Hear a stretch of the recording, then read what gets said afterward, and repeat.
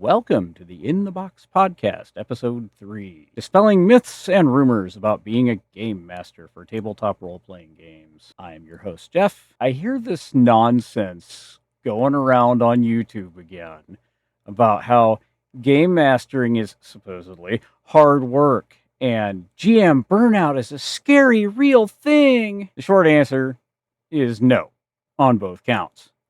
If you wonder why DungeonTube is dying, this kind of thing right here that is driving nails into the proverbial coffin. Please, for the love of the universe, stop chasing people away from game mastering. As a side note, also, please stop hyping up these dungeon tubers whose sole purpose in life is to hype up their appearance at Green Dragon Fest, which is this super elite convention that only a few people can really afford to go to. One of these days, I'm going to spend more time addressing all of that tomfoolery. But until then, just please understand that I have a very dim view of the people running this thing. Gatekeeping. Where was I? Oh, yes. Where was I? Yeah, this week's DungeonTube myths and rumors. Let's just do a quick rundown of a few things, shall we? Being a game master is fun and engaging.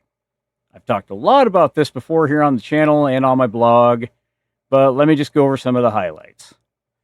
You don't need any special skills or talents to run a game. If you can play, you are already qualified to be a GM. It's just a matter of playing more than one character, not getting too attached to any one given character. And as a side note, you get to play some monsters possibly and do some other fun things. Prep time for a game master, yeah, it can be hard work. It doesn't have to be hard work. It can be fun and exciting. Just do as much as you need to in order to feel ready for the game.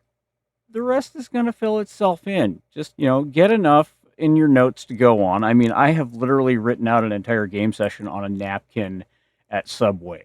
Okay, like it can be done. Anybody can do this. It's not rocket science. You don't have to be a professional quality game master. Just be you. Your players might actually enjoy that more. Besides, they're probably not professional voice actors. Most GMs aren't in this for the money.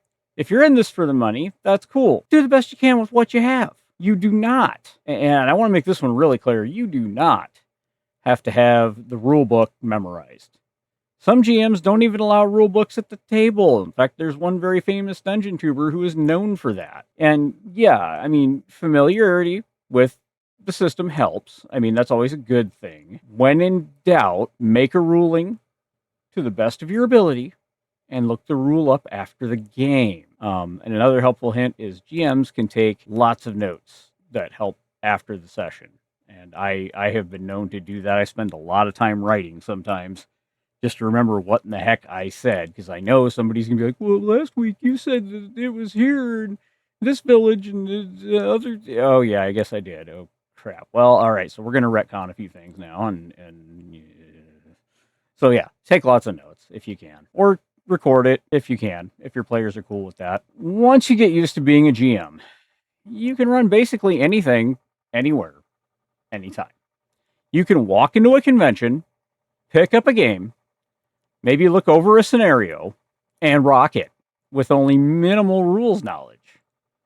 Knowing how to role play goes a lot farther than rules memorization. And as a helpful hint, you can usually recruit a player to help with the technical rules if you really need exacting detail. That's just an if, and I find it handy sometimes because I don't memorize every single supplement that comes out for any given game. Okay, except for Dragonbane, but that's a different story. We won't bring Dragonbane into this. But I don't, like, if it was D&D 5e, I don't memorize everything. I don't have time to memorize all that stuff, guys. Seriously. Like, that's just a lot of work, and I'm still going to miss something inevitably. So, yeah, having a player sitting next to me, usually off to my right, that I can turn to and say, hey, man, like, what is this? Oh, okay, cool. Yeah, I guess it does run that way. Yeah, cool. Just, yeah, continue casting. Yay, okay. Next thing I'm going to say is there are no bad GMs. Sure, feedback and experience help. The main factors for me anyway, are motivation and communication. And if you have a rough session, keep going. At a certain point, you can only get better and better. It just takes practice. And having a bad session is not the end of the world if you do happen to have one. You know, you say the wrong thing, you completely go off course from what you had thought you were going to do. And yes, there are days when you just have to crumple the module up, whatever you're playing, and throw it over your shoulder and just look at the players and go, okay, what are we doing? Because obviously, obviously you guys seem to have your own direction with this thing. And if you want to start your own blacksmithy and sell donuts on the side, that's cool. Nothing about the module there, but hey, let's go with it. You know, everyone starts somewhere. Even the great GMs of our hobby were once new. Like I said, keep going. Run that next session. You got this. If you listen carefully, there are hundreds of other people cheering you on somewhere in the background. And when it comes to players, communication is key. Listen to what the players are saying, both in and out of combat. Let them speak. Remember, the wise man listens, while fools only ramble on. Now, that's not to say players are fools or any such silliness as that, but you get the idea. The more you listen, the more you figure out, and the more you can react accordingly. Don't get attached to any plot or storyline you've created. The players will almost inevitably take even the most well thought out story beats and run 90 yards in the wrong direction with them. And it's okay. Remember, you're running a game, not writing a novel. The rule of thumb here is no plan ever survives contact with the players or the timetable. You just gotta wing it sometimes. Many GMs like having random tables on hand for just such an occasion.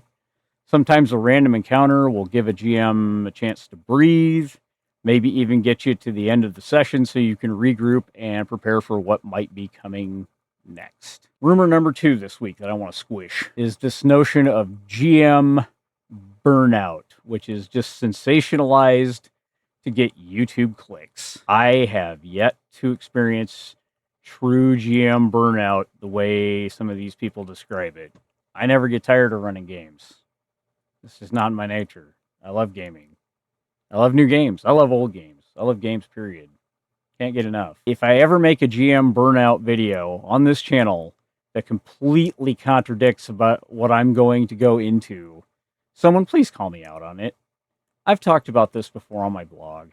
I think this whole notion of being burned out as a GM is completely farcical. Most of the time, being burned out, quote unquote, as a GM has very little to do with the game or the players, and a lot more to do with whatever is going on in the GM's life outside of the game. Unless you're running multiple games per day and at least one game every night of the week, you probably don't need to step back and take a break from game mastering. Even then, it's a phenomenon more common with quote unquote paid professional GMs. For the average GM on the street, running a game once or twice a week really doesn't cause that much stress, grief, or anxiety. Yes, game masters are people too. We often have jobs, classes, relationships, and even offspring in our lives. Like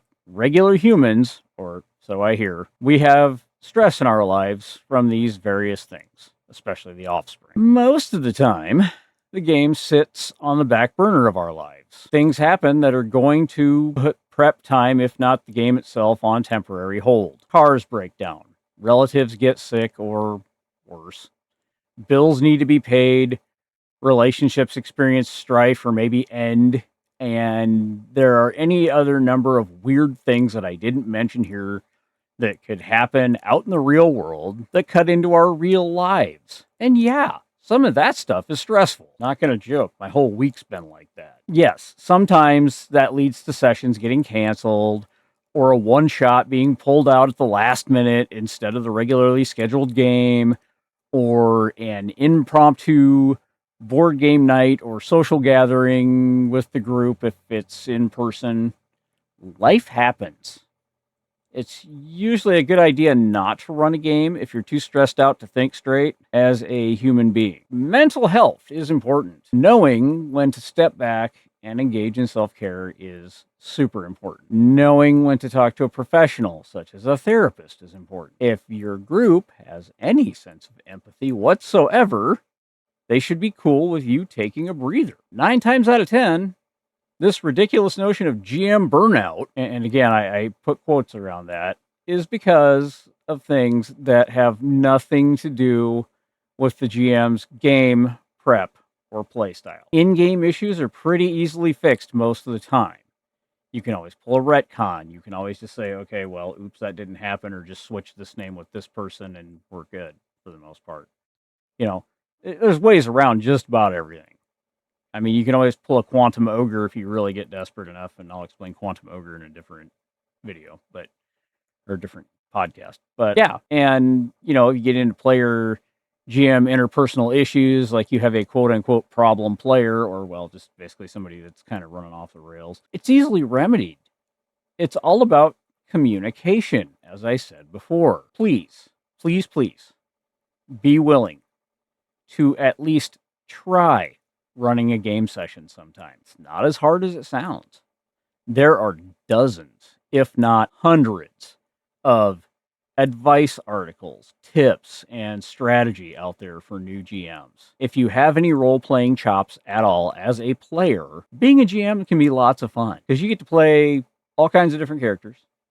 You get to set the world the way you want it, so you don't have to constantly, ask the GM, hey, does this work like this? No, you are the GM. You just say, okay, this is what it is. This is what happens. This is where it is. And it's a lot of fun. Like it gets to be, I don't want to say addictive, but it gets to be very habit forming. Yeah, so I guess kind of addictive.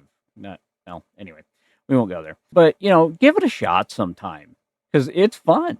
And once you get into it, you might want to stay with it. And some night, if your regular GM cancels or calls out, yeah, fill in. I loved it. I had a group one time where everyone was a game master. So if one of us called in or one of us just couldn't muster that night's game, then one of the other guys jumped in. And sometimes we'd have 2 or 3 GMs running the same world. Sometimes we'd have, Star Wars on backup or D&D on backup. Happens. So yeah, please don't let some of these dungeon tubers scare you away from being a legit game master or a player for that matter.